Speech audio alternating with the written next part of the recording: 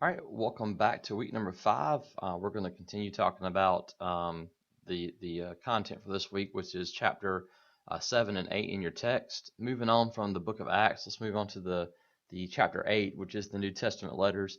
I'm actually glad the author of the book decided to write this content. So instead of just moving on from the book of Acts, we're going to switch gears a little bit and actually talk about the next series of books in the Bible, what they actually are all about, and that is the New Testament letters. It's really quite interesting, to think about. A lot of times you've heard of the book of Gentiles or Philippians, but haven't really thought of them as being letters. But if you read them, it actually makes a lot of sense. For starters, when you read a lot of those books, you'll actually see they have an introduction or a greeting, the body or context, and then an ending. And a lot of times the greeting is all about you know, thanking, somebody or thanking a group of people and then ending with sending them blessings. Paul is probably one of the most, known characters outside of Christ in the New Testament. And that's because, he's credited with writing at least 13 of the 21 different New Testament books. So if you look at the points of emphasis for this week, you can see that 21 of the 27 New Testament books are letters, comprising 35% of the New Testament.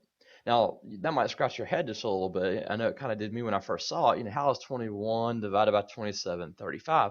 But really, that's because content-wise, the Gospels were a lot longer. I mean, they are composed of several chapters of content talking about the history of Christ's ministry, whereas the letters, and from many of them, are just a couple of pages in your New Testament.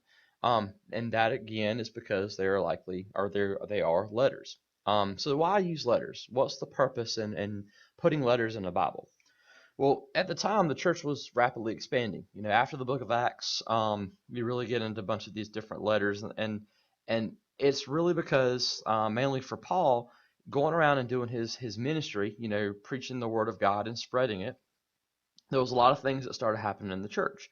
You have a lot of, especially with the newer concept to a lot of people to hear about who is this Christ, who is Jesus.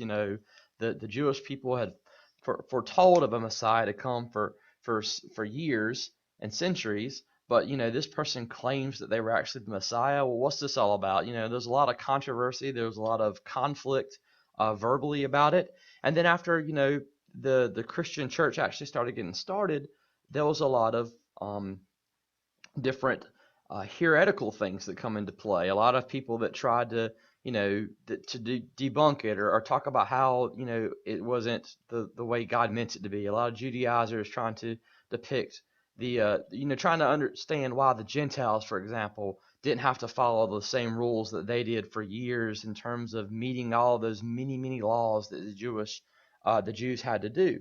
And so letters were written by apostles such as Paul to try to tell the individuals, usually from a distance, how they were supposed to be living, things they were supposed to be doing as he was getting revelation from God.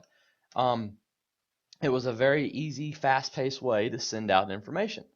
Well, there's some potential issues with this, though. Whereas a lot of the books or the letters are really great and hold lots of bits of information, some of them even written while, for example, Paul was in prison, there did arise many issues such as pseudonymous letters, the letters that were falsely written by a named person when in reality they were written by someone else.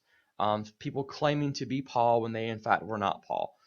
This was done a lot of times out of malintent. If you're trying to debunk this new religion, this new Christianity, then what better way to do it than pretend like you're writing some of these letters from this guy named Paul and throw everybody off, tell them to something heretical or false to get them off. And so that was actually done. Another issue was the anamnesis, or scribes or secretaries that were used to pen many of the letters. So how much freedom did they have to potentially change the message? Well, if you read your text, actually they're thought to be very good with what they did. I mean, the scribe wasn't some lowly person, and they actually were pretty decent at what they did, and so they can be trusted. And then finally, if I can fit this in 20 seconds, the Apocrypha. These are deuterocanonical works. They're usually false or misused literary work that in many cases was written to distort or cause confusion. Many other letters and books were written that were not placed in the canon of the New Testament because they were rejected by the early church, such as the Gospel of Thomas. Basically, books written that didn't make the cut by the church in the early